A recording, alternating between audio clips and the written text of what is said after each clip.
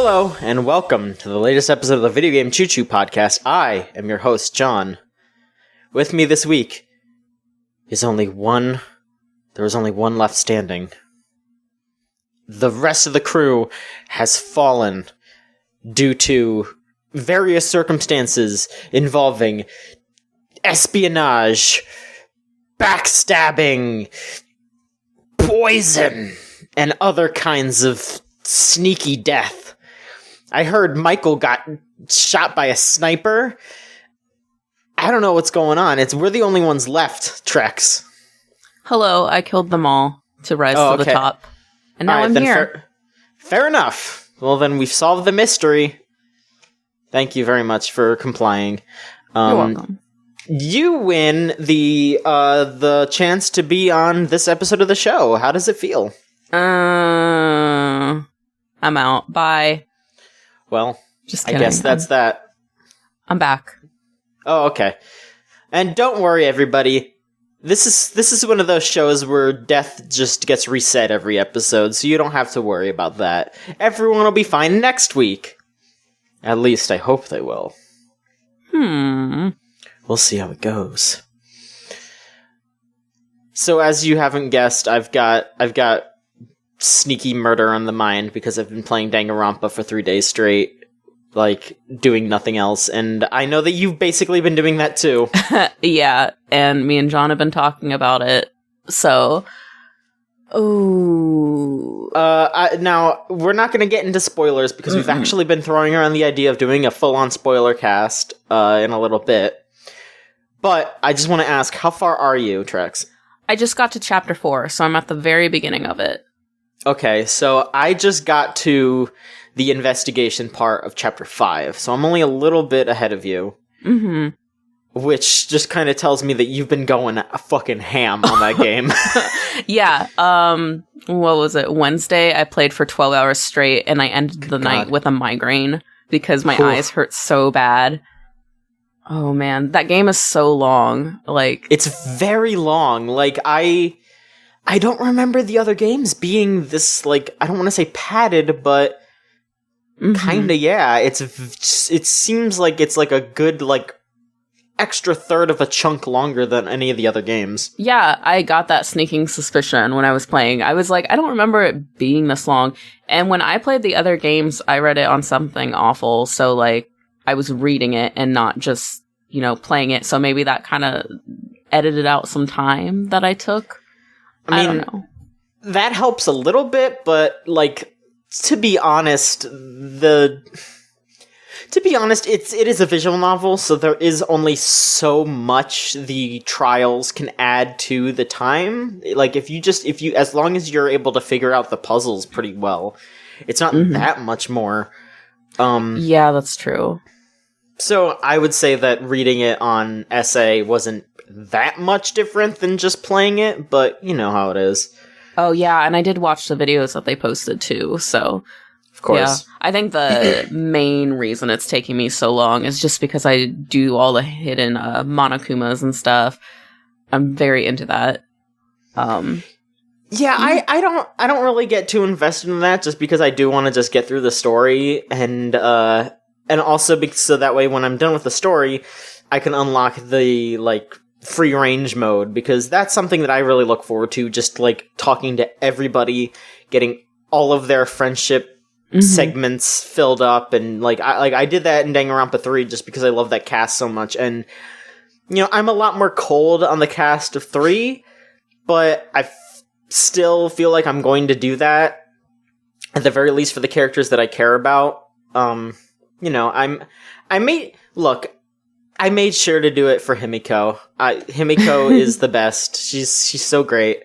I just want to I want to hang out with her all the time. She's so inspiring. I'm so glad you agree, because I think she's my favorite. Her and Kibo are definitely the tops, I think. Yeah, same here. They're really great. I like Gonta a little bit too, but I still really don't like the translator's choice of making him talk like Tarzan. Like, I get it, but it gets really grating after a while. Just like, especially when, like, I'll be in the middle of like doing a nonstop debate or whatever, and you'll just see, like, words that you're supposed to shoot, and it'll be like, Gonta thinks this, and it's like, this makes it so, like, a little bit harder to, like, parse, because I'm trying to, like, think of these, like, these thoughts. I'm trying to put this in perspective, but now I also have to think of, like, shifting some words over to make it make sense in first person language. And you know, I mean, it's not that much, but it's still just kind of like, man, I kind of just wish they just let it be like it was in the original. Yeah, I didn't like it at first, but I think it just grew on me. Like, he's not a big part of the dialogue in the first place, so you don't really have to worry about it too much. I mean, he's great though. Like, I love just how much he cares, and just he's a ray of sunshine on that cast that I think was desperately needed. I'm surprised you didn't like Miyu more, since she's like a weird, horny Junko. I knew you would say that. Look, One, let me live. Two, she goes a little too far sometimes, and I can't let it slide. All right. Sometimes I'm just like, please don't be like this. I feel like I would be more accommodating if she calmed down a little bit. Let's just say. Yeah. Surprisingly, though, I don't hate her as much as some of the other cast members. I think we all know who some of them are. Sure. Yeah, I'm sure you are specifically talking about maybe one or two Definitely specific two. ones? Definitely okay, no. Two. Okay. Although my hatred for one of them kind of died down. Yeah, I understand that. We'll talk about that on the spoiler cast, I think. We'll go for it. Let me think. How do you feel about the trial structure now? Because I've really, I wouldn't say that I've really fallen in love with the mini games, but they're a little bit more engaging and way less shitty than they were in the other games. Maybe the only one that I hate is the Hangman's Gambit one, and that one's still not that bad. That's never been my favorite. Like, I'm really bad at it because it's like, it wants you to guess a specific word, and it's like, I know the answer to your question, but your specific word is different from my specific word. So, yeah. It's so hard to, talk about this game without, going into spoilers. It's hard to be vague about this game. It kind of is, but, I've gotten good at beating around the bush with this game just because I've talked about it to people who I want to have them play it and just be like, oh yeah, no, this happens, but I don't want to tell you how it happens and who does it and all this crazy stuff. I've learned to kind of beat around the bush so people don't get spoiled. Even though I feel like a lot of my social media posts probably spoil a big part of the first game. And you're all just going to have to deal with it. I haven't seen a whole lot of spoilers for this game, and I don't know what's up with that, because when the first one came around, that's all I saw. And maybe it's just because I'm not on Tumblr much anymore, so, Twitter doesn't have that same culture of spoiling everything. I don't know. Who knows? Well, I don't know, because it's weird. The first Danganjohnpa game was a big deal on Tumblr. And then Danganronpa 2 came out, and everyone wanted to suck Komeda dry. You can't deny it. Everyone wanted that boy. I didn't. I hated his guts from day one. Nah, same. Don't get me wrong. He's a shithead. He's a good character, but he's a shithead.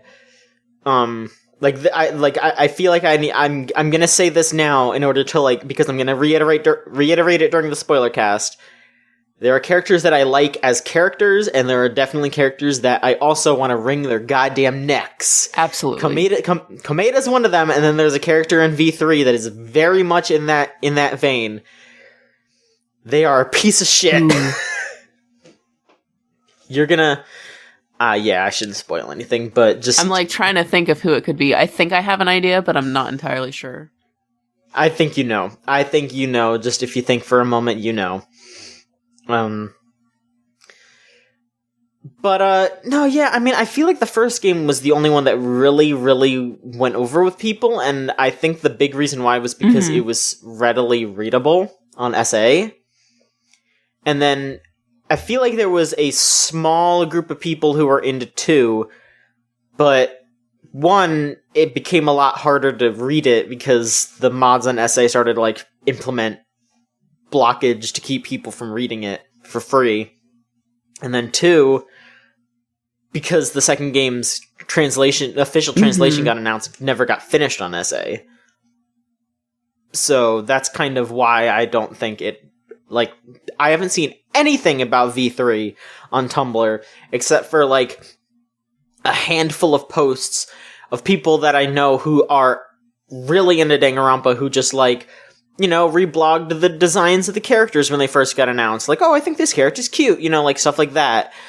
But they were always into Danganjohnpa, and they played all the games, even though they read the Let's Play and all that shit. So, you know how it is. Us. Like, there are people that are going to be into a series no matter what. Yes, that's us. But I will ask, though, because... I don't know, I feel like I need to meditate on the game a bit, but I feel like as the game has gone on, my opinion of it has swung up a little bit, and I feel like it's almost unfair, because, you know, this isn't a spoiler to say that the cast gets culled a bit, but I feel like just as the game went on, and the more aggravating, like, some of the more aggravating characters got killed off, it kind of just swung upward a bit, because it was just like, oh, I don't need to hear their bullshit anymore. And now I have, you know, and hell, even characters that I didn't really like, eventually as time went on, I warmed up to them as well, because, you know, they became kind of important, and I cared about them, and I did kind of feel bad if something happened to them. So, you know, there are a lot of variables, and I do want to really think about it once I'm done with the game, but, you know, I'm on chapter 5 now, I guess, out of 6, maybe? I couldn't actually tell you. But, I mean, shit's going down. It feels like things are starting to become unraveled at the point that I'm at. There was a point where... There was a point where some stuff is happening to the characters in that game that is just so miserable. Like, I don't want to be specific, but some stuff happens that is so miserable. I was sitting there just like I feel like if someone walked in on me, like, they would have been like, John, do we have to bring you to the hospital? Because my face just felt heavy. I was just like, ugh. Yeah, I gotta say, there was so, like, a point. I mean, I think that, like, that game... all the chapters are kind of good in their own way, and some chapters I like more than others. I'm not spoiling anything, but chapter 3 has definitely been my favorite so far, and chapter 3 has definitely been the most emotional for me. Like, I've definitely been on a whole, like, roller coaster of emotions during that chapter. And I feel like, you know, like, I loved all the characters and the first and second one and all the side games and animes and blah, blah, blah. But, like, and I can't say that I specifically, like these characters more, because I don't. I actually kind of like them less. But I feel like they did something to them that's kind of made it so that I feel for them and I, like, feel their emotions. They made them more, like, they have emotions instead of just, like, they desperately want out of the school, which I think is, like, a completely different change. I felt that way about 2, at the very least, with some of the characters, but you're right in that, like, you know, I don't know, I cried at the end of 2, but I started to, like, tear up at the end of the 4th chapter. Like, that made me tear up a little bit. So, you know, if things happen in this game, you know, like, there's all kinds of things that Mm-hmm. I don't know.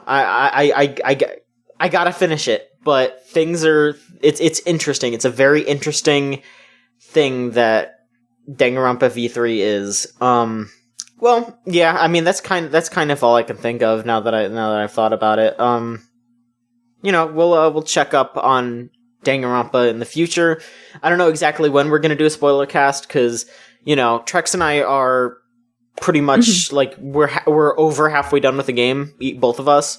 I know Scott's probably gonna pick it up soon, and I know Niall was gonna get it, but I guess GameStop canceled his order or something. So oh no, I didn't hear about that. Yeah, I don't know. I think he might have posted it on Twitter or something. I don't remember, but yeah, I think he's trying to figure out how to get another copy because how his internet is. So we'll see. Hopefully he can grab a copy and be on or something because that'd be fun to have him on. But at the very least, if he isn't on, we definitely need to make sure that, I guess I'll just edit the podcast for that one, because I don't want to have him be like, oh, by the way, can you do this for us? A, here's some extra work. B, it's gonna spoil this whole game for you. Fuck off. I couldn't do that to him, so I'd probably edit that. Hear that, Niall? You're welcome. God, I'm so mean to everybody on this website. You're one of the nicest people I know, Jonathan. Thank you. I was gonna ask what problems you got with me, huh, punk? Your hair is small. I did just get a haircut. You did? So I did. That's fair. But so other than Danganronpa though, I guess I'll ask you what's up because I have some other things I could talk about. But let's start off with you though, because it's been a little bit since you've been on. So how's it going? It's going. Let's see. Mm-hmm. It's been how long since Danganronpa came out? Just a few days. So I've been basically engulfed this past week, just playing that nonstop. But before that, when I was eagerly awaiting, I have been replaying Super Mario 64 for some reason. And someone told me that it's not a very replayable game, but I think I've replayed that game at least 10 times in my life. At least. Probably more. I don't know. I like everything about it. I like 64 games in general, just something about it. Maybe it's just the nostalgia or something. But I don't know.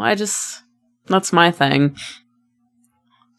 Well, next year, when they put out the N64 Classic, you're gonna have to murk some fools to get one. That's what's gonna have to happen. Well, yeah.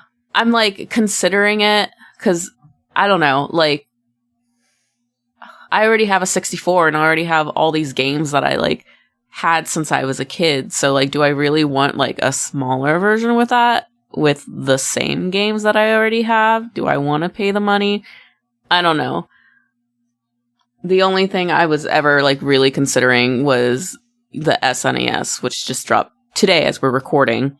Yeah. Just because when my brother moved out, he took that with him when he moved, and he took all the games. So now I'm left without it. I saw fucking Corky got his hands on 4 of them or something because he just went to a bunch of stores and bought them. And I mean, he was I guess he gave them out to people. I saw that he got one for Will Westwater, friend of the show, American Grit contestant Will Westwater. Yeah, I saw him post on Twitter. He's like, if I get my hands on these, does anybody want them? Just offering it to his followers. And I was like, all right. I considered it, but I didn't go through with it. Yeah, no, he asked me, and I was like, nah, I'm good. I got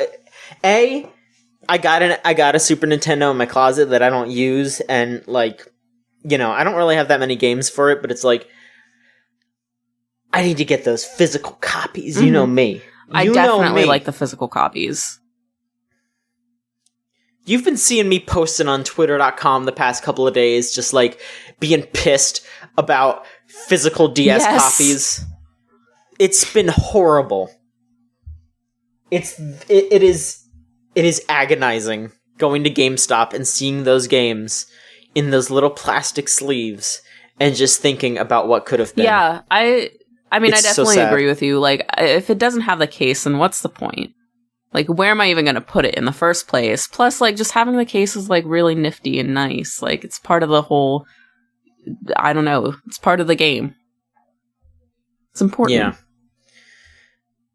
I mean, for, like, Super Nintendo games, it's like, for anything N64 back, it's so hard to get the box, you know? Like, that's completely understandable if you can't get that. But if the box is plastic, there's no reason for it to not be there, you know? Like, unless something went down, you know? Like, I threw away my boxes when I was a kid for my GBA games, but then once the DS came out, like, I saw those plastic boxes. I saw how, like, the manual fit in there. I saw just something in my brain clicked where I was just like, oh, just like DVD boxes. Okay, I'll keep it. You know, like, that just makes more sense. Yeah, I think it's a little bit easier just to have, like, a plastic case for it. Because, like you said, it's like DVD boxes. The only things that I have from, like, N64 back is, like, the little, like, plastic boxes that you could get for them. Like, for the N64, it's like a clear case with, like, N64 written on it. And then for the original Nintendo, it was there were, like, little black sleeves for the games that we have for, like, everything. Yeah, those, like, plastic boxes for the N64 games, like, I remember Blockbuster having those. Like, that was how they stored those. Yeah, and we, like, ripped the front of the boxes off. So we have a few of, like, the front pictures on the boxes, and we have them, like, in the cases with the games. But, you know, it's not for every single game that I have. Sure. I mean, it's better than nothing, you know, like, than just because 90% of people just threw away the boxes. Alright, well, what else have you been up to, though? Just the usual work, school, etc. But, I mean, Super Mario's the only thing I've been playing aside from Danganjohnpa lately. I've just kind of been, like, replaying stuff. It's weird because, like, I have all these games that I've never touched in my Steam. And, like, I look at them sometimes and I'm like, oh, I really gotta play this. And then, like, I open it and I'm like, I don't feel like playing it right now. And I, like, never touch them. Like, I have games that I bought, like, 3 years ago that I've never ever touched. So That's the curse of Steam. That's just one how day it I'll is. get to it, but, you know. Will you? Probably not. But yeah, I mean, if that's it, then I guess I can talk about some stuff. No, it's still my... No, I'm kidding. Okay. Go ahead. All right. That's fine. It could have been your turn, but you know what? You ruined it. No, I don't really have a whole lot. Okay. So we talked Danganronpa already. This past weekend, Michael and I went to CEO Taku. Oh, that's right. How was that? It was very good. So for those of you who don't know, CEO Taku is a fighting game tournament that takes place in Orlando, Florida. It is helmed by the one and only friend of the site, Alex Jabali. Real class act, like one of the nicest dudes in video games, like for real. Better known as the Jabated face on Twitch as well. Dude's got his own emote. Like that's how much of a great guy he is. I should scratch that because they put a Total Biscuit emote on there. So maybe that's not an automatic.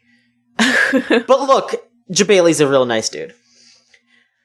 And so the thing with CEO Taku is because Jabali runs quite a few fighting game tournaments. He started off with just CEO, which stands for Community Effort Orlando, which funnily enough isn't going to be in Orlando anymore. It's going to Daytona Beach. But yeah, the original CEO is just base general fighting games, like whatever works. Then he started CEO Taku, which is anime games. Specifically, like the way that most people kind of parse what an anime game is compared to a regular fighting game is air dashing. So if you can do a dash in the air it's considered an anime fighting game. So even games that aren't made in Japan, like Skullgirls or Marvel vs. Capcom is made in Japan, but Marvel isn't anime, it's American comics. But those are still considered anime because they have air dashes. So it's the kind of tournament where you will see Guilty Gear, BlazBlue, Marvel, but then smaller games, like I said, Skullgirls, Melty Blood, Under Night In-Birth, weirder shit than that, like Kohimi Enbu, or Arcana Heart. Like, that gets played on the stage, even. They also had a Puyo Puyo Tetris tournament, which was probably the best thing we watched that weekend, because it was insane. I completely forgot about Puyo Puyo Tetris. Yeah, you're gonna not forget, because it's gonna come up during Game of the Year like 5 times. But no, it was just a really fun time. Something I really respect from Jabali is how he took that ballroom space that he's had for multiple years now, and every year he seems to just utilize it better and better every time. Like, it went from a stage with a very basic curtain last year to something that had, like, a full-on set and, like, wings, like, in the back, so that way you could walk into the back area to, like, do tech and all that, instead of just having the tech, like, over on the left, out in the open. He set it up so all the, like, there's the stage where the actual tournaments take place, and then there were a bunch of just TVs set up, so people could keep playing those games even after pools ended. So there would still be setups for BlazBlue even after the BlazBlue tournament. So BlazBlue people could just keep playing BlazBlue. And then there were a bunch of other screens around the area that was like, oh, here's just a PS3 with a bunch of games loaded up on it. Have fun. Here's some dude who just brought in a modded Xbox and is just, you can play whatever the fuck on here. Like, it's probably not legal, but, who cares? And then there were some other, like, unreleased games were even there. They had Gundam Versus in the back, like Bandai Namco let people play Gundam Versus. That looked neat, but it was really hard to, it was really hard to wrap our heads around it because the menus were in Japanese. Oh, yeah, of course. And then there was another unreleased game. I feel like such a jerk, not remembering what it's called. I'm gonna maybe look it up, because I feel bad. But it was pretty neat. It was neat, because it was like a fighting game, but also a shmup, in a way. Like, there were, like, so it was 1v1, and you were rotating around your opponent, shooting at them, and then if you got up close, you could, like, hit them. It was just really interesting what was there. Here, hang on, I think it might be on this list. Oh. Hang on. No, it's not. Shit. I feel like a fucking... Oh, hang on, wait. Let me zoom in on this map. It's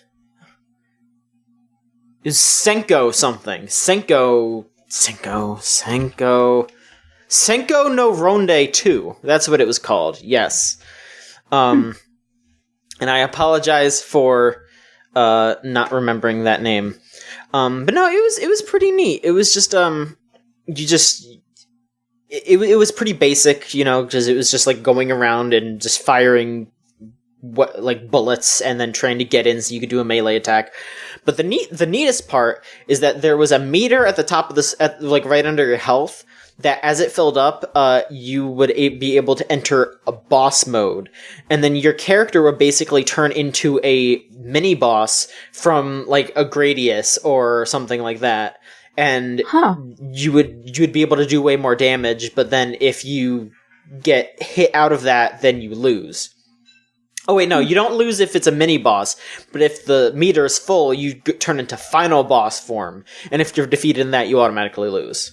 And final boss form is like, it takes up like half the screen, and you're just filling the whole screen up with bullets, and it's just whooping major ass. But, you know, if you get killed there, that's it. But yeah, it was alright. You know, like, I wouldn't say, like, rush out to get it or anything, but it was an interesting little game that, I think people maybe should check out. I don't know.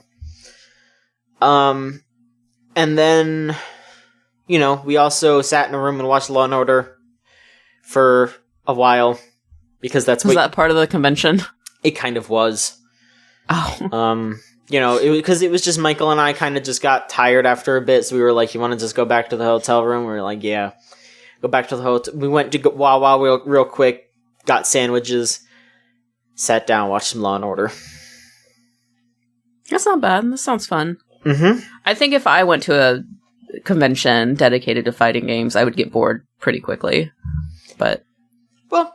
you know, I mean, it's all about if you're interested in that kind of stuff, you know, it's all, and it's also all about if you're interested in playing those games, you know? Mm-hmm. Like, I definitely like them, but there's some people who, like, play them for hours on end, and I'm just like, they're all, like, the same to me. They're all the same, and, you know, it's just combos, and I don't know, like, I like to explore and stuff. That's not necessarily my cup of tea, but I like them. well, I can appreciate it. I understand where you're coming from, but I feel like there's a little bit different than that, because there are, like I said, there are setups for games that aren't just going to be hogged by people who know the game like the back of their hand. Mm-hmm. It's really just, you got to kind of know where to look, and you also need to just be ready to just chill, you know? Because, I mean, there was a lot of time there where we were just hanging out in the hotel room and playing games just with each other, you know? Like, we didn't have to worry about finding a setup or worry about having someone... I had someone kick me off of a setup because he was one of the top ranked Marvel players and he wanted to keep practicing after the tournament, and I hadn't played the game yet, and I still haven't played the game yet. So that's how it is, I guess, in CEO Taku. Yeah. But yeah, I mean, Michael and I are probably gonna go to future CEO events. We really want to do CEO proper next year, because that's going to be at Daytona Beach, and that's like 20 minutes away from where I live right now, so that's where my parents live, so I could just crash at my parents for the weekend, and I wouldn't have to worry about like a hotel or anything. That's convenient. Yeah. But hotels are fun, though. It can be. It's not really when there's like 7 guys in one room, and there's like 3 beds. That's a little less fun, but, you know, you gotta make do. Mm-hmm. Poor Michael had to buy a sleeping bag. See, I would just sleep in the bathtub. You're more powerful than any of us. I can sleep anywhere, so, you know. You're made for conventions, then. I really am. I've slept on the balcony before in one of our hotels. Yeah. I've slept, like, in between beds, like, underneath a desk kind of thing, underneath the little lamp desk.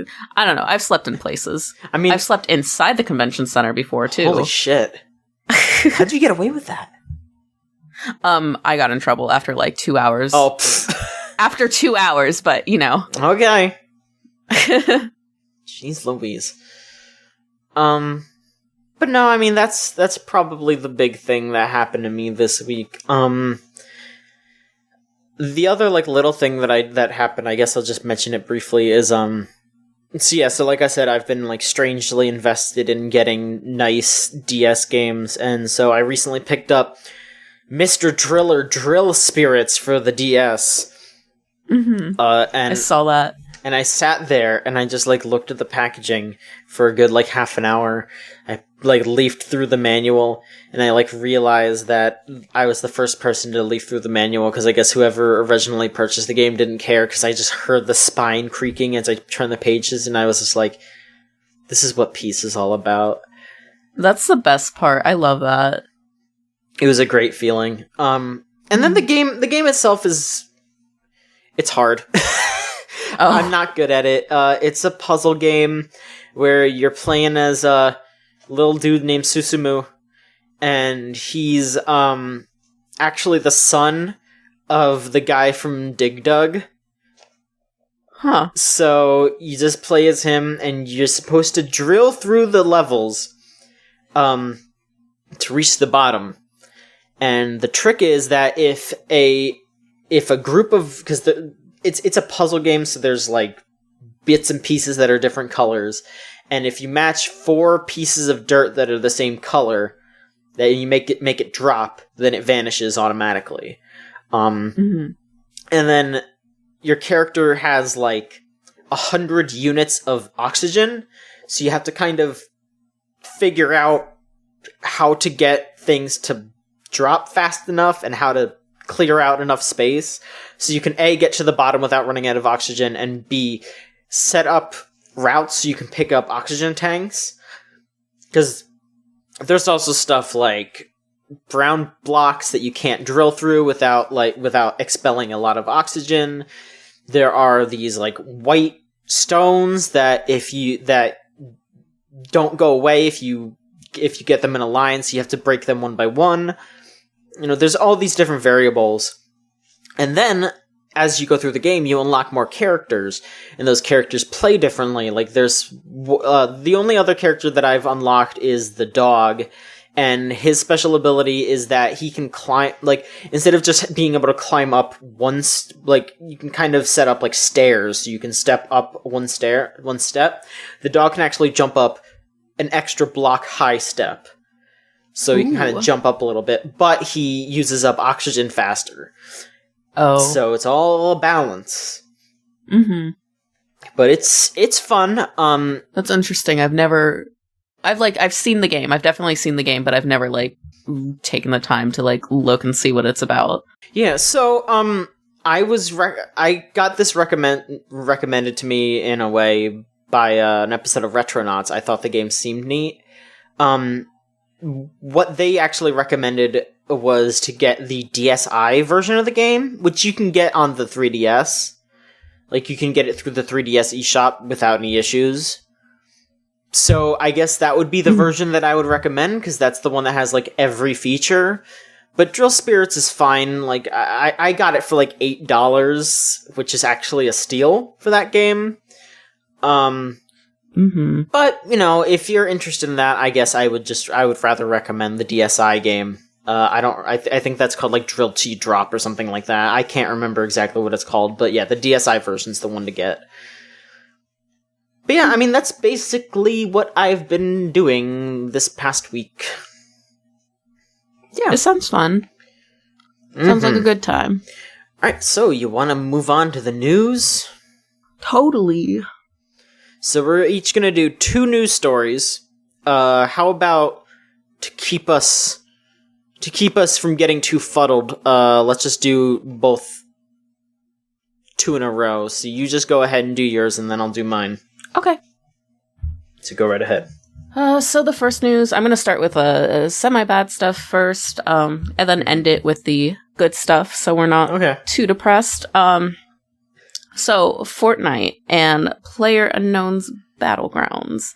Basically, Fortnite made an update where it has a mode that's very, very, very similar to PUBG, which Fortnite is basically a crafting survival co-op game, and it's been in development, but yeah, that fiasco's happening. So, excuse me.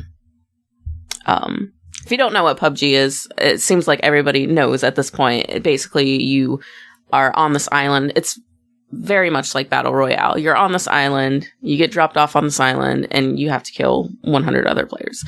So, there's basically the exact same mode now in Fortnite. It's the same mode, but it incorporates Fortnite's, like, abilities and weapons. So it's slightly different.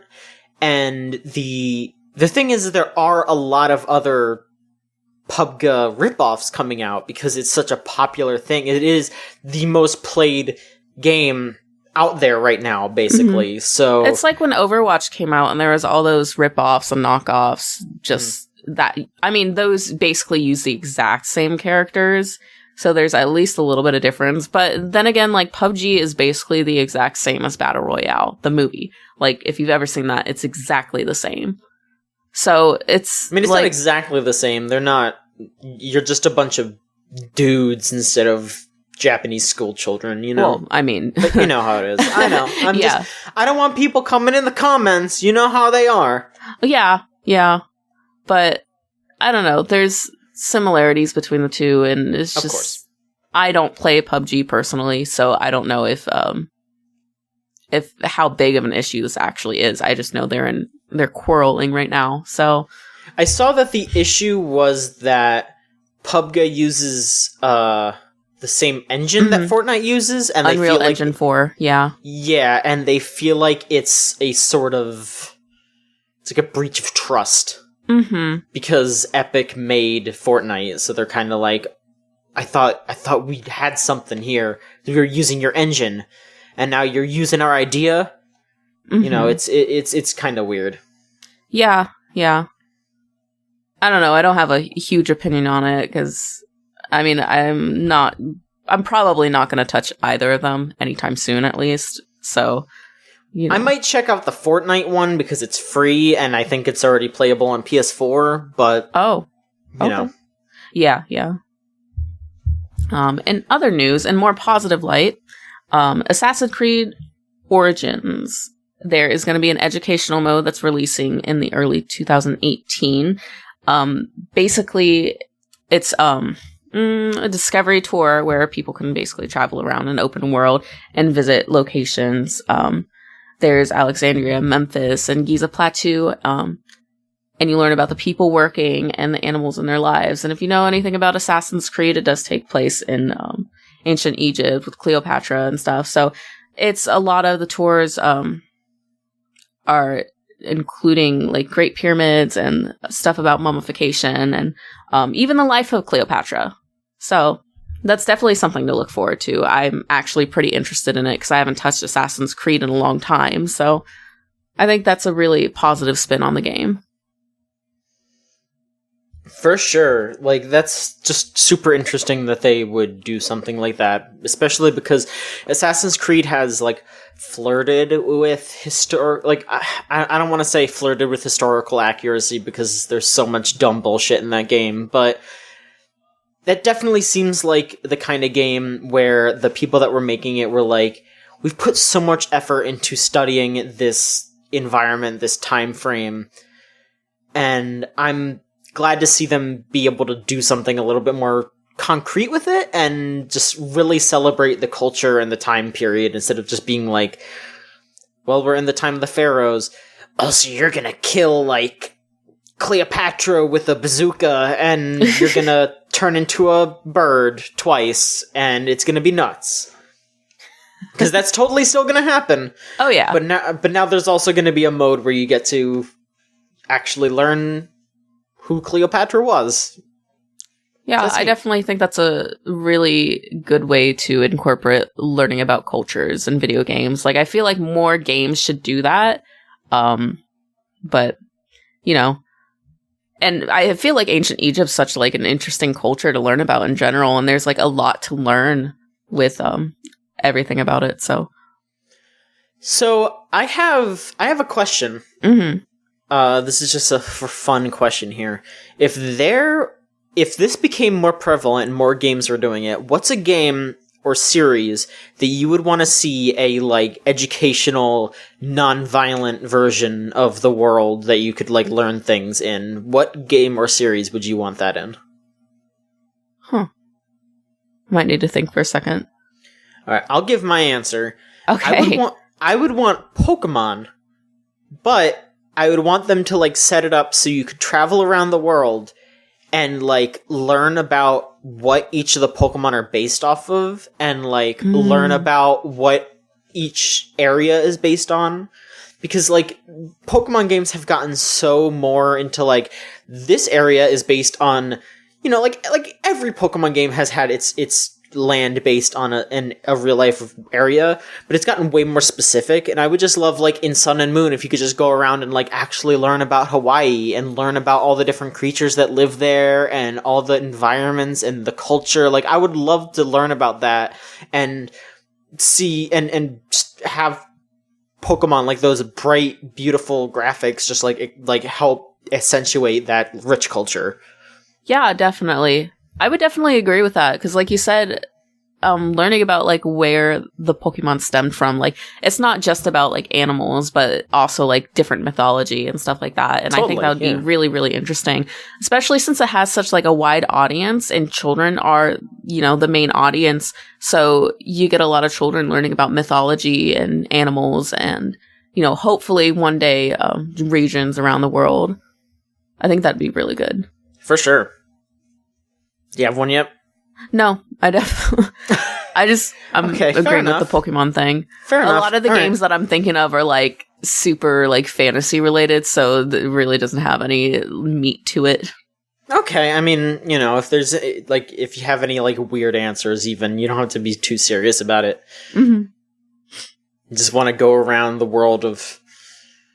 Just want to have a good non-violent time in the world of Resident Evil 4. Just be like, look, there's that rotting cow carcass. Oh, God. Isn't that weird? I just looked around my room and that was the first poster I saw. This is what to do if you see a dead body on the street. Turn around. It probably has a Las Plagas in it. We could have, like, Grand Theft Auto giving information about where in the world it is. Like, I would not trust Rockstar to write that kind of information. Like, just, no, I can't. Definitely not. At least not like, stereotypically. Not the GTA team, but I would love to see that from the Red Dead team. Yeah. Yeah, that would be cool. Alright, so thank you very much for your articles there. So as for moi, I have 2 bits of bad news, unfortunately. Maybe I should have gone first. First off, YouTube has changed its policies for crowdfunding and Patreon for the worst, I would say. So, if you've ever watched a YouTube video that ends with one of those, like, end slates where they have a link to their channel and like a link to other videos they've done and maybe like a Patreon link or a link to maybe a Kickstarter if it's something like that. Well, now YouTube is not allowing video creators to put links to Patreons, merchandise shops, crowdfunding platforms, anything like that. They're not allowing that unless their videos are monetized. So unless YouTube is getting a cut of ad revenue, people aren't allowed to post their Patreons on their videos. I don't like that. It's kind of scummy for a couple of reasons. One, a lot of people these days when they watch a YouTube video, they don't scroll down to the like read more, like here's the information for the video link. So that's a really good way to get people to miss that you have a Patreon. It's like, you might say, oh, it's just scrolling down a little bit, but do you really scroll down that much when you're watching YouTube videos? Like, be honest with yourself and say no, because I don't. I do. I mean, you scroll down to, like, read all the comments and shit? Like, I read the first couple on every video. I don't know, I'm weird. I'm very weird. I know nobody else does that. I mean, fair enough, but like you said, that's not really the norm. No, it's not. Second of all, you're not allowed to monetize your YouTube channel until you hit 100,000 or 10,000 views. I heard about that one. Yeah. So if you're a smaller YouTube channel or if you're somebody who's like just starting out, if you're somebody who has a following from something else and you're just starting a YouTube channel, you can't even start monetizing things until you hit a certain number of views, which is, again, pretty scummy. Mm-hmm. It's just forcing people to get into this ecosystem, and it's just incredibly frustrating. Like, Patreon's CEO was complaining about it on Twitter because he knows that it's going to be just completely awful for his site and for the people that use it. YouTube's trying to say that this update is meant to curb abuse and does not affect current YouTube partners or existing end cards. So they're trying to spin it as, oh, well, there are all those racists, and we need to make sure that they don't get their money. And it's like, that's absolutely not what's going to happen. Like, racists aren't going to get their money by banning them, because then they can't have ads running on their videos. They can't have sponsorship deals. You just need to ban them. Yeah. You know? And I'm sure there's enough people who, like, report them, so it's not something that they have to, like, weed through and find all the racists and stuff. It's just because YouTube's scared to do it, because their number one channel in the world is still run by a racist. Like, oh. So, you know. Yeah. It doesn't really help. It's incredibly frustrating. It's especially frustrating because of how YouTube has changed their monetization. A lot of creators will have their videos flagged to not allow monetization for no reason. Mm-hmm. YouTube will claim like, oh, we're just trying to make sure that things that have like copious amounts of violence and swearing and all that our advertisers wouldn't want to be associated with are flagged. But that's not the case. I follow a popular voice actor on Twitter, that Prod Z guy. Oh yeah, yeah. Really nice dude. Every single time he uploads a YouTube video, he tweets out in frustration that his video was flagged to not allow monetization. Like, he's been explicitly trying to not, like, even, like, he doesn't even do anything violent in his videos. He might cuss every once in a while, but he's not, like, dropping slurs or anything. Like, he's just saying cuss words like people do sometimes. And even now, he doesn't even really curse in his videos anymore. Like, he's been uploading videos that are just, like, cute little skits or, like, unboxing videos where he's just talking about food. And those get flagged for, like, to not allow monetization. And, like, he kind of lives off of that money and Patreon. And, I mean, like, you know, dude gets voice acting gigs, but it's, like, it's just super frustrating that, like, people out there who have a good amount of money from their YouTube channel and their Patreon now are gonna have a drop in that just because fucking PewDiePie needed to just be a fucking asshole and ruin it for everybody. Like, that's literally what he did. Like, it's crazy. It's so depressing, and it's so frustrating that this is how YouTube is reacting, is shutting off the gate to people that don't deserve it. Right. And YouTube's probably, like, the biggest outlet for creators in general. And, like, the majority of the people that it's gonna affect, I feel like, are artists or starting out musicians or whatever. It seems like a lot of the people who aren't going to be affected by it are probably going to be Let's Players like PewDiePie. And like on top of the I can't pronounce that word. Monetization, yeah. Monetization. There we go. There you go. Okay. On top of that, I've seen like some of the people that I follow, they're basically like walking on eggshells as far as that goes. Just putting like a simple word in the title of their video, they get demonetized. Like, I think one of the people I followed put Russia in their video title, and they completely like it got flagged.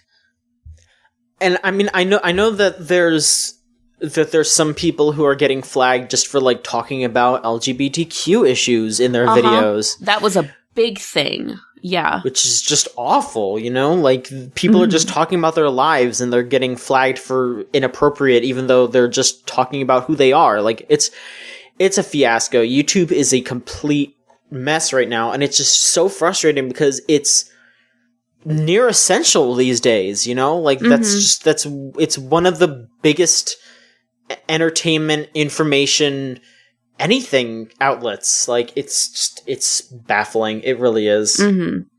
Yeah. But yeah, I mean, I hope things get a little better.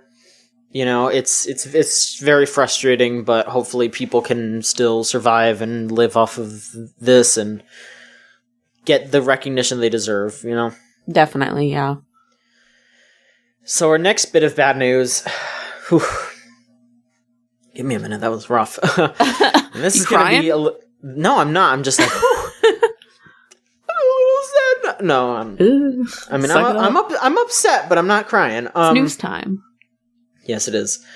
So Volition, They just recently released their game Agents of Mayhem, which was met with nothing really. A lot of people were very disappointed with it. It didn't seem to sell well at all. And now, more than 30 people have been laid off from Volition after the poor sales of Agents of Mayhem.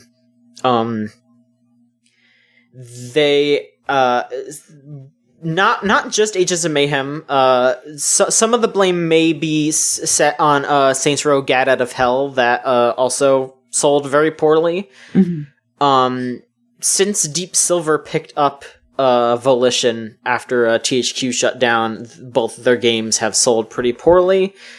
It's it's a real bummer when anyone gets let go, but it's when a game sells this poorly, it's not that much of a surprise if something like that happens, but more than 30 people out of the around 200 person studio, they even let go of their general manager, Dan Cermak, so they let go of some higher up people even. I could see some people like saying that Agents of Mayhem, it flopping so hard probably really shook things up at Volition, so, mm-hmm. It's a bummer, but at the same time, it's not something that you can just be like, you should go out and support Agents of Mayhem, because, that's, you shouldn't just buy a game for that reason, but at the same time, you should think, like, there are people out there making games, so don't forget that when you're trash talking a game, sometimes there's still someone, there's people living out there, working out there, trying to make the best game possible. So, just think about that. Mm-hmm, for sure. All right, we are on to questions now. If you would like to send a question, Trex, do you want to remind everybody where they can send a question, or do you not remember? Please don't. Just kidding. Wow. We want your questions. You guys get through it really fast, so you say the HTML. Okay. If you want to send in a question, feel free to send it via email to podcast@videogamechoochoo.com. Or, if you want to send it through Tumblr, videogamechoochoo.tumblr.com/ask. Got quite a few questions here, so let's get through it. An anonymous Tumblr user asked, what kind of handicap would you need to beat Sonic in a foot race? Excuse me? No if feet? You were to... Yeah, if you just think that you would just need to cut Sonic's feet off? Oh yeah, kill him. Yeah, I mean, that kind of makes sense. Like, the only way you would do it is if he was dead. Absolutely. That kind of makes sense. I mean, I don't really have much of an answer. Like, I feel like he's so fast that even if you were, like, right at the finish line, he could still beat you just, like, from the start. Like, he'd just be like, go, and then he'd be there, Mm-hmm. I don't think it would really be possible unless he was dead or just actively not able to do it. Like, tied up or with no feet or whatever else you want to say. I guess there's your answer. Another anonymous Tumblr user asks, what is the best incorrect way to pronounce PlayerUnknown's Battlegrounds? Placker Gunknown's Bapple Towns. That hurt. Yeah, it sounded painful. It was painful. To be fair, when I read PUBG in that form, I pronounce it PUBG for some reason. Oh, yeah. Most of us at the site do. Oh, okay, good. Because I don't know. Like, I feel like people pronounce it PUBG or something. I don't know. PUBG just sounds wrong, but it feels right. Can we just agree that the worst one is when people say plunkbat? I have never heard that. What? Yeah, it's because they're taking the first two letters from player, the first two letters from unknown, and then the first three letters from Battlegrounds. It's plunkbat. Ew. Or it'd actually be the first 3 letters from unknown. It'd be Plunkbat, Plunkbat. That's the worst one. That sounds gross. Yeah, it sounds like something that would happen to you and you wouldn't be able to walk afterwards. Ugh. Another anonymous Tumblr user asks, if you had to marry one character from Seinfeld, who would it be? Oh, I can't think of his name right now. He's the guy who's like, believe it or not, George. I was gonna sing the song and then his name's in the song, so. So you'd marry George? Yeah. Just because? Because that song's good. It's catchy. It's as good as that's as good a reason as any. I mean, I feel like I would end up, if I had to marry from like the main cast, I guess I would just marry Jerry because he's like the most normal out of them. Why would you want to marry normal? Because there would be less of a chance of like death, and B, I feel like things still happen like with Jerry and around Jerry, so like you being there, you would still be involved in all the shenanigans, but you could definitely also just be like, I'm not getting involved with this. I'm not married to George. I don't need to get up into his harebrained scheme to like eat sandwiches and fuck at the same time. Like, I don't need to do that because I'm not married to him. But with Jerry, it's just like, oh, he's just gonna go do his stand-up act tonight. I can go cheer for him. Yay! Like, it's, I don't know. Such a white people life. Are you gonna wear turtlenecks and stuff? Sip Maybe. Some coffee? Maybe. You got a problem, huh? Yeah. Okay, fair enough. Alright. Next question. I feel like we've probably answered this in the past, but I'll ask you because I don't think we've asked you. The fall season is upon us. What are some games that scream Halloween to you? Halloween. Psychonauts. Okay. I get that, like, spooky vibe from it. It's not, well, it's, you know, it's not spooky, but it's, like, kind of eerie, almost. It's at a camp, so that's kind of like Friday the 13th. Yeah, it's very fun still. Like, it has a lot of dark themes, but it's enjoyable, which is basically Halloween. It's dark themed, but it's very, very enjoyable and fun and silly. Sure. Okay. Other than that, like, just basic horror games, Corpse Party maybe, Silent Hill. I really wanted to avoid saying that because that's, like, the first thought. Sure. I haven't played Corpse Party yet. Would you recommend it? I would recommend it to anybody who isn't affected by stereotypical horror themed I guess triggers, you know, like molestation, murder, obviously. So it treads on some pretty heavy ground. It does. It does. Okay. I can't actually remember if there's actually any molestation in it, but like I would just be cautious because it's been a couple months since I played it, and it's a very, very long game. Okay. It took me a couple days to get through it, and there's a lot of storylines and endings and branches and stuff that you can go through. Yeah. So, okay. Yeah. You know what? No, there is. I just remembered. Okay. So, yeah. Take that into consideration, y'all. Okay. Thank you. There is something that I've been talking to Ryan about doing a stream soon. And I really want to play Sweet Home with him. I don't know if you've heard of Sweet Home. I haven't. It's an NES game, I want to say. Yeah, it's an NES game.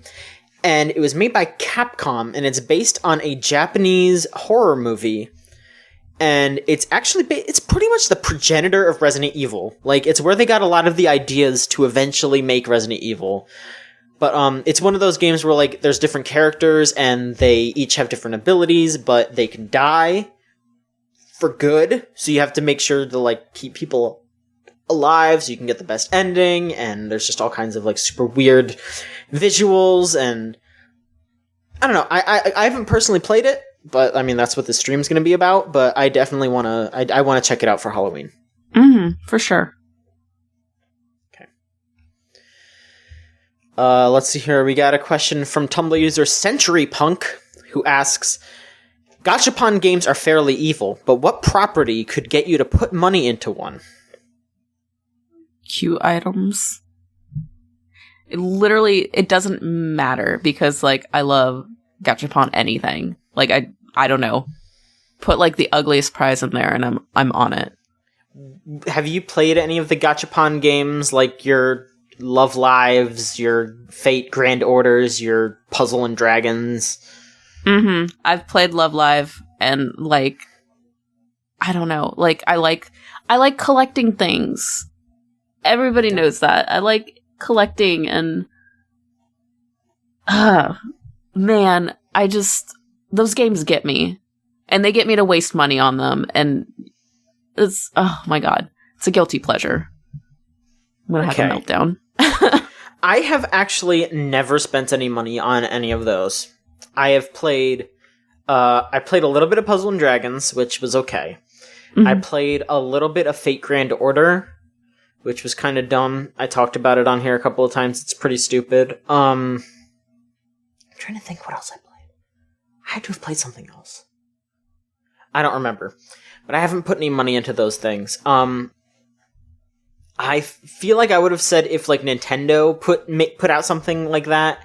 But then that was the other one I did play. I played the Fire Emblem one, and I didn't put any money into that either. And I also got pretty bored with it eventually, because I was just like, I just want to play normal Fire Emblem, because this is kind of boring. So, I don't know.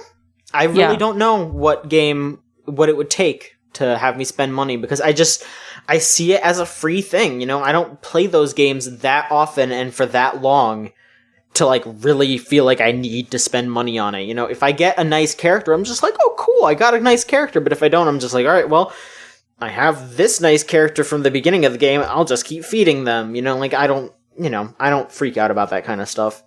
Mm-hmm. Next question is from Tumblr user Shoeless, who asks, who would win in a Hunger Games type fight to the death starring the Mario characters? Ooh. Who would win, like, overall? Who would win? Okay, well, or if it helps you think this way, because, you know, it's the times. Who would win in a PUBG match? I don't know. You know, actually, now that I think about it, those are two very different things, because like Hunger Games is like way more survival, and PUBG is just like, we need to get these guns. I want to say overall Mario would win, just because, you know, he wins everything. It's his series, but I think Daisy would win. Like, why did you say that? She's just like, she's badass. You can't kill a girl, first of all. Never kill a princess. And she just seems like the type that would just survive in anything. Like, she'd just, like, rip her dress off and, like, swing from vines or something with her dress. I don't know. I could see, like, Daisy helping Peach out throughout the whole thing, and then Peach gets killed, and then Daisy just goes into, like, a blind rage and kills everybody. Oh, hell yeah. Absolutely. For sure. I can see that. My guess, and I know this is going to sound weird, but my guess would be Wario. You think so? I just see him, like, being able to, like, take a bullet or two or something. Like, I could just see him just, like, just trudging around with, like, a fucking bat or, like, a knife or something and just going to town. Like, I feel like a lot of the Mario cast would be, like, too scared to get their hands dirty, but Wario would just, like, drop down and just be like, I'm gonna win, and just, like, start killing everybody. Like, there's no way. He would be a fucking murder machine. I could tell you that right now. I think if he had a gun, maybe. I don't see him using, like, handheld weapons, like bats and stuff. I could see him using a bat. I don't know about a knife. Maybe a sword. Like, I could see him using something, like, big. Like, just waving it around, just cutting fools. Like, I could see that.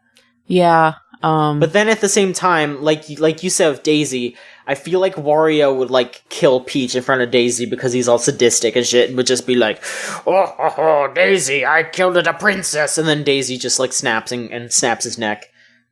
I could see that happening, too. For sure. Who do you think would lose first? Toad. I think Luigi would. Luigi first and then Toad. No, I feel like Luigi would last a lot longer than people would think, just because he's really good at hiding. I could see him getting somewhere and, like, hiding somewhere, but Toad would drop to his fucking knees immediately and just be like, "Take me!" I feel like what they would do... what they would do, or what I would do at least, is, like, befriend Toad. I mean, he's a toadstool. You befriend Toad for just long enough until, like, you can't find food, and then you just eat him. Are you sure he's not poisonous? Oh, shit. Exactly. You gotta think about that. You got me. Feed him to Yoshi first, and if Yoshi doesn't vomit it back up, then it's safe. Yeah, just, like, feed it to Yoshi, and right as Yoshi's, like, about to swallow him, just bash him on the back of the head, and he'll spit it up. Yeah, basically. Which we found out that's canon recently. There was an interview with, like, the original Mario World director who's like, yeah, Mario's punching him on the back of the head to make his tongue go out. That's fucked up. It's fucked up. Yeah. But it makes you think. I don't think.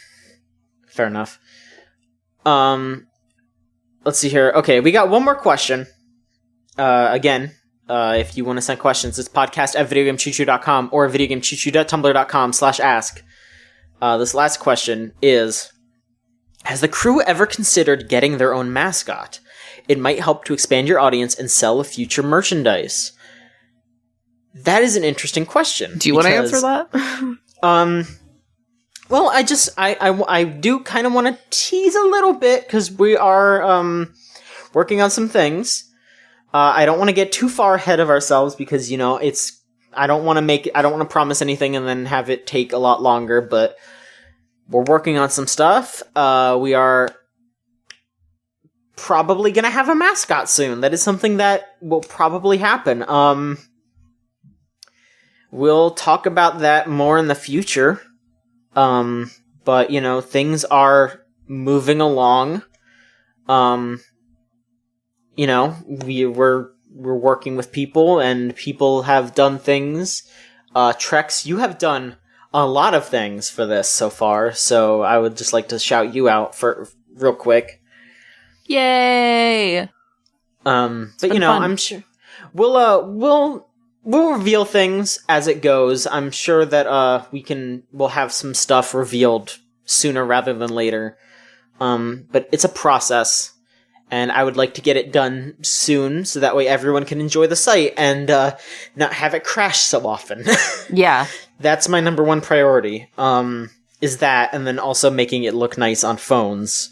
Because I know that is a huge detriment to the site. Like, that is something that has been a problem since we launched, is that our site looks like hot dog shit on phones, and we want to make that not be the case anymore.